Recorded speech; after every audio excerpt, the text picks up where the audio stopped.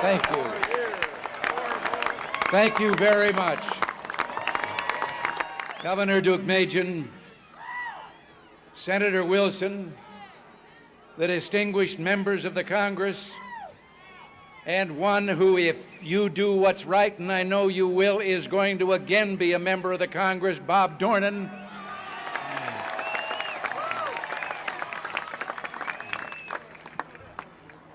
And believe me, I say with pleasure, fellow Californians, being here among friends, seeing familiar faces, getting just a hint of that breeze from the Pacific Ocean renews our strength and purpose as we start our march to victory this November.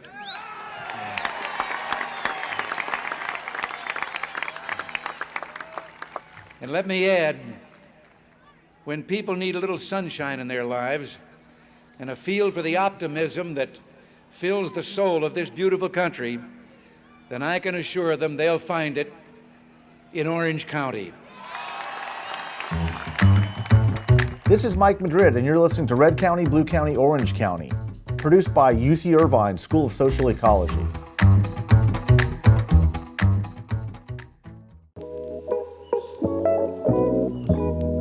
President Ronald Reagan kicked off his 1984 presidential re-election bid at Miles Square Park in Fountain Valley. With the rise of Reagan's political ambitions, first as governor of California and then as president of the United States, Orange County became Reagan Country, a storied political county that embodied iconic Southern California imagery with the inveterate American dream. It was here where middle-class aspirations could be realized for anyone at any level. With a reliable job and a steady income, virtually anyone, even with just a high school diploma, could buy a home in the sprawling suburbs, raise a family with a yearly vacation, and savings for college educations and a comfortable retirement. This was the suburban ideal of the Beach Boys, Disneyland, and Reagan republicanism, and it was emerging as a critical region for the state and the country's political conservatism, along with the money that empowered it.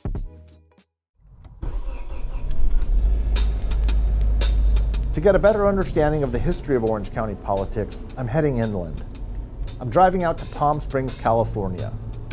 One time a glitzy destination for cocktail parties and Hollywood royalty, now a haven for retirees. I'm meeting with longtime political consultant and Ronald Reagan advisor Stu Spencer. At 97 years young, Stu has seen it all. He practically invented the profession of political consulting, and there's no one alive who knew Ronald Reagan better. He is the perfect start on our journey to learn about the history of this storied county. Stu, thanks for making the time. It's always good to come visit you. Well, let's start this conversation about Orange County. When you kind of made the move from Alhambra, you were working at the city government level. Right. And then you moved to Orange County as part of Nixon's operation around 1960. I moved, actually what happened, my two kids graduated from Alhambra. After they graduated, I moved to Newport Beach. It was a personal decision. It wasn't a Nixon decision. Okay. My connection to Orange County wasn't because of him. It was, I wanted to live at the beach. I'd always wanted to live on the beach, the waves. Nixon was living in California and New York. Right. And he'd come out from New York every now and then. I think the first guy he saw was me, because he wanted to know what was going on. Right. And so we met continually when he was out here. Tell me why it was so important for Republicans back in the 60s, 70s. That's when I was turning a Republican. Okay. You had the only two elected Democrats in the county, as I recall. A guy named Hanna, who was a congressman. Mm-hmm. A guy named Ken Corey, who was a state legislator. All the other state assembly seats and congressional seats were held by Republicans. So it was really a Republican county. Arnold Beckman Institute, Republican, he started the Lincoln Club. He founded it? Yeah, he founded it. There in Orange County? Yeah. And the Lincoln Club was what? The Lincoln Club was a club of Republicans that met periodically, volunteers, guest speakers, congressmen, etc., etc. It was the vehicle that kept all the money together, Republican in Orange County. That isn't true in L.A. County. Mm-hmm. But these were the financiers of campaigns that's and the right. party. That's right. It should have been the Nixon Club, but it was the Lincoln Club. The Lincoln Club. But they were all Nixon backers. That's where they congregated. When did you notice a transition from Nixon Republicanism to Reagan Republicanism? Well, it showed up in the '60 election. It became really tight. I mean, Reagan was always at his peak respected more than Nixon, who had been very respected after World War II and so forth in California, Republican politics, but never was as much. Reagan was the star. So Orange County kind of is important in a lot of ways because at that time it's the home of a lot of wealthy, successful entrepreneurs and businessmen. Correct. And there's a lot of Republican votes in this part of the states too. Yeah. And what was John Wayne's political activism at that point? It wasn't too heavy. The first time Wayne really got involved was with Goldwater. The Goldwater campaign. Yeah. He probably supported Nixon, I don't know. But he was a heavy Goldwater supporter. The only time I ever recall him working in Orange County, we did a film, a recruitment film for precinct workers. He lived on the Bay, Orange County. What's that club? Water, by the water. Balboa Bay Club, right across from Lido Isle. He had a home there. He was going to be my spokesman to recruit. And we shot it at his house. It had a pier, and I can still see him walking on the pier talking because I thought the son of a bitch was going to walk off the end of the pier. That's the only time we ever used him in a political sense other than an endorsement of somebody or so. But the politics are very conservative in Orange County at this time. Orange County was run by conservatives, period. And a lot of them are ultra-conservatives. It was the home county for Birchers in California. Right. Did you always have to be thinking about maybe this issue or this candidate because we don't want to upset the Orange County people? Or was there was enough of a presence in L.A. County, right, to offset Orange County? L.A. and Orange were very similar. The leadership, strange enough, the leadership of this piece of paper, which is Orange County, a lot of it started in L.A. The Floors, they were an L.A. company. They moved to Orange County. Mm-hmm. Al Bell, a whole bunch of people. Orange County was a political creation of LA's people. They were raised. The successful businessmen in Los Angeles moved to Orange County. That is correct. And then a lot of them moved there to live. Moved there personally, not just their businesses. Yeah. They lived in Orange County. Particularly Newport Beach. Newport Beach. Yeah. And that changed. This is all in the post-war, right? Successful men after the Second World War. Correct. They moved their businesses and their homes out of Los Angeles to Orange County. Yeah. And that fosters and creates the money to finance the conservatism that was kind of natural to that county. That's right. To get a more data-driven take on what's changing the county's political demographics, I sat down with a man widely considered the authoritative voice on the political dynamics driving voter behavior in congressional districts throughout the country.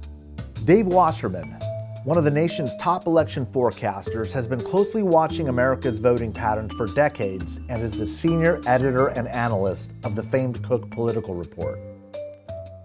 And so, Dave, thanks so much for giving us some of your time today. We appreciate being with you. Oh, thanks, Mike. It's an honor. So what would you ascribe? I mean, just broadly, we don't have to jump into too many of the specifics, but what kind of constitutes a battleground state in most of the less than 20 or so, maybe a dozen or so true battleground congressional districts? Do they tend to have specific characteristics? Well, look, it really is a diverse group of toss-ups that we look at from year to year. It can range from Maine's 2nd district, which has one of the lowest proportions of college degrees and one of the highest white populations, but it's still perpetually in that toss-up column, or we can look at suburban, diverse melting pot districts where there is a big difference in top of the ticket support for the presidential candidates and then the potential down ballot Republican performance. And I would say that Orange County has had the biggest delta between the performance for the presidential level in the Trump era and then down ticket. There is just still a lot of residual Republican ancestral strength there. And so it's fascinating to look at these kinds of seats. Let me back up maybe for just a minute and tell you how I first got interested in this stuff. I was probably 11 or 12 when I really started following congressional elections and districts because I had stumbled upon C-SPAN while I was bored. And I would, I found the floor debates in the House to be oddly captivating. As you can imagine, I didn't really have any friends at the time. But one of the most fascinating characters that I watched back in 1995 and 1996 when I was getting into this was B1 Bob Dornan from Orange County. Here's this Republican who was ranting and raving with the best of them. I mean, some of the people that I looked forward to watching most were Jim Trafficant from Ohio, this raving white-haired guy from Vermont named Bernard. I kind of forget his name, and then Bob Dornan. And when he lost in 1996 to Loretta Sanchez, that was a real seminal moment. It was a huge breakthrough. Especially for Latino voters in Orange County. It was kind of their beachhead of political representation. And it's been fascinating to watch the changes since then. That's fantastic. And I think I was one of those kids there with you on the West Coast. So even though we weren't together friends, we were kindred spirits. And Bob Dornan, B1 Bob, was absolutely one of these most colorful characters. We'll be talking about him in the series a little bit. Can you talk a little bit more about, if you're able to, go what that transformation meant? Obviously, it was a significant moment in Latino politics, but to have somebody as rock-ribbed Republican and conservative as B1 Bob to lose to a Hispanic woman, it's pretty significant shift politically in a congressional district. Right, and back then, Orange County was one of the most Republican bastions in the country. There were Democrats who represented rural Alabama and Mississippi, but Democrats could not break through in the Orange County suburbs. And their one pocket of strength was kind of in the middle of the county where you had this growing Latino electorate that was just coming into its own and didn't really have, representation at the congressional level. And turnout in that district was typically abysmal. And so even if the Latino share of population in that seat was approaching 50%, the electorate was routinely more than 60 or 70% white. So it was a real moment when Loretta Sanchez broke through. And I think it took someone as controversial as Dornan to move the seat into the Democratic column. If it were someone who had better relationships with non-white voters, let's say an Ed Royce, then that seat probably wouldn't have fallen into Democratic hands as quickly as it did. And over the course of time, the population changed such that Central Orange County now warrants a Voting Rights Act district for Latino voters, but that was not always the case. Do you see that playing out now in other parts of the country, especially with some of the more colorful Republicans that occupy House seats? Do you see demographic change pressuring underneath them, or have just the nature of partisanship and gerrymandering changed the competitive nature of these seats so much that you're not seeing a growing Latino population threaten a conservative hold on a seat? Well, there are a lot of variables here. There's not only the demographic change, which, in places where there have been a lot of Democratic voters who are a diverse pool who've kind of been priced out of hyper expensive, inner city markets and are moving out into let's say the Inland Empire. We've seen a big political change there over the years where even an appealing Republican like Mary Bono Mack could not keep up with the changes and the new arrivals who are coming into Riverside County, and ended up losing her seat to Raul Ruiz. But then, more recently, we've seen Latino voters become more of a swing group than a base Democratic group, and that has also meant that even as they grow in political power, maybe it's not as beneficial for Democrats and their ability to win seats as it once was. Can you explore that a little bit more? Maybe some of the underlying causes of that. And I'm going to ask you some really broad questions here, Dave. Is Sure. it changing our conception and maybe our stereotype of what minority voters are? Is it a function of the educational divide? As more and more maybe Latino and African American students go to college, they're changing their voter attitudes. What is changing what is undergirding that transformation where minority Right. voters may not be the minority voters we used to think they were? Right. And look, you've studied this more than any, as much as anyone. When we break up the electorate into race and ethnicity alone, we risk looking at voters through kind of a one-dimensional lens, where the same kind of patterns we're seeing, urban versus rural, college educated versus no 4-year degree, those trends that we're seeing among white voters, we're also seeing within the Latino electorate, within the Asian American electorate. And so the fact that you have a lot of Latino voters who were very working class in a very urban setting in the 47th district of Orange County. They're really a base Democratic group in that Anaheim, Santa Ana area. But then you also have more middle class Latino voters throughout Orange County who are a little bit more upwardly mobile. They are more frequently English speakers at home. These are voters who have responded to the Republican message from, perhaps 2020 forward in a better way than in 2016, when Trump's rhetoric was much more about immigration and harsh broadsides against immigrants. In 2020, his message was that Democrats were the party of socialism and lockdowns, and that did resonate with a number of Latino voters. So I think we've seen increasing Republican strength among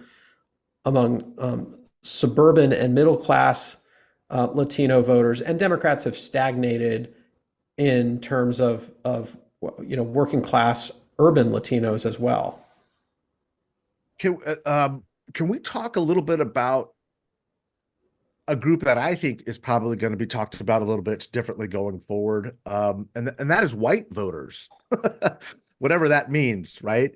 Right. You're referencing sort of the Bob Dornan era, which was profoundly insightful, because what we were witnessing also was the loss of blue collar workers at the end of the Cold War, right? Some of our major defense industrial complex employers were shut down after the Cold War.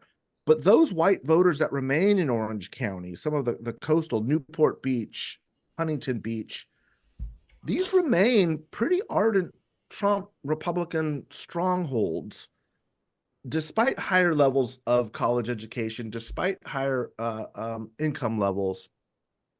Are you seeing that anywhere else in the country?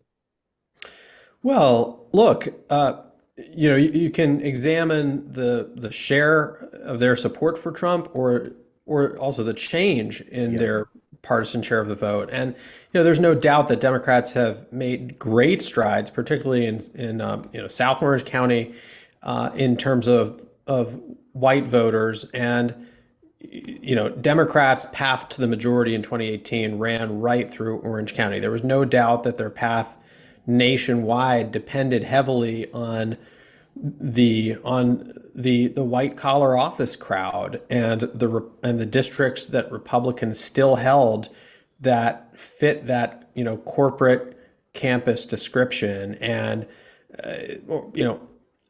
I would say the old 48th district, John Campbell, Mimi Walters, that was really the most Republican district, the most dependable Republican seat in the county for years. You had Laguna Niguel and San Clemente and Rancho Santa Margarita and Mission Viejo. And Democrats, when they finally broke through with Katie Porter, that was really a sea change. And that momentum, I think Democrats still have it, because these are Reagan Republican voters who just totally disdain Donald Trump. And yes, he's still winning Newport Beach, and he's still winning a lot of cities in that portion. But then when you throw in Irvine to the mix, on balance, Republicans aren't getting the kinds of margins from Newport Beach to be able to offset the Democratic vote growth from the more liberal college-educated portions of that district.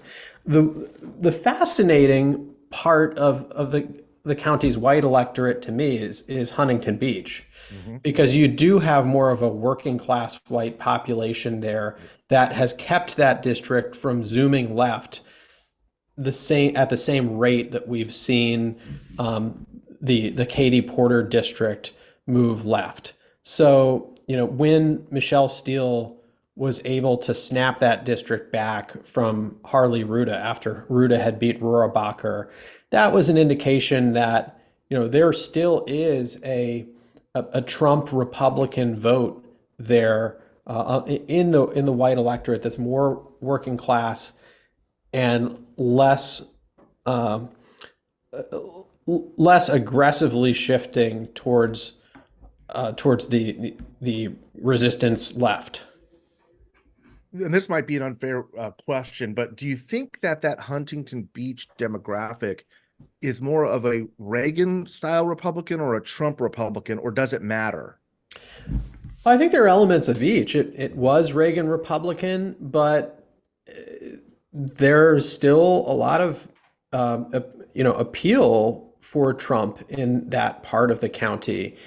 And yes, part of it is, under the current configuration, the Vietnamese vote that has, shifted towards Trump. But in terms of the white vote there, it really runs the gamut, because you did have Harley Ruda, who was a very moderate Democrat, break through in that seat. And at the same time, these were never voters who were enamored with the left of the Democratic Party. And, socioeconomically, it is very mixed between a white working class vote and more college-educated Republicans. So in Orange County, we are witnessing this. I don't want to call it unique, but it's pretty rare to have this confluence of working class Latino voters, conservative Asians, largely because of the Vietnamese diaspora, who are very anti-communist. Also, this upward mobility of Latino, African American, Asian voters that are changing their voting patterns and behaviors in a different way as part of the educational divide. And then you also have these pockets of white voters that are both working class, as you mentioned, in Huntington Beach, but also sort of more the country club crowd in Newport Beach or in Laguna Niguel. Right. What does that mean? Where does this all go? What is? I don't want you to look to the future for us like nobody else can. What is Orange County going to be like in 10, 15 years? Yeah, and the last decade alone has been a roller coaster ride. Right. And so much of it depends on how the district lines are configured. There will always be substantial Republican strength down ballot from the race at the top, as long as Trump is a factor, and alienating a lot of who we would typically consider traditional Republican voters.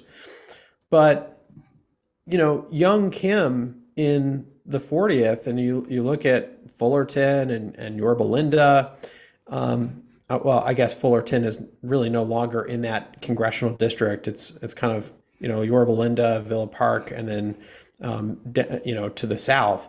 But that seat, even though it's one of the 17 districts Republicans hold that Biden carried, we're pretty confident that young Kim is in great shape, just because down ballot Republicans are still so strong, and she has a unique appeal among Asian voters in that seat.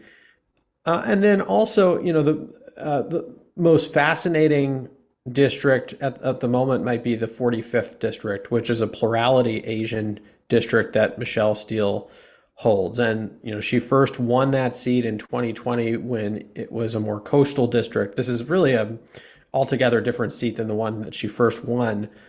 But,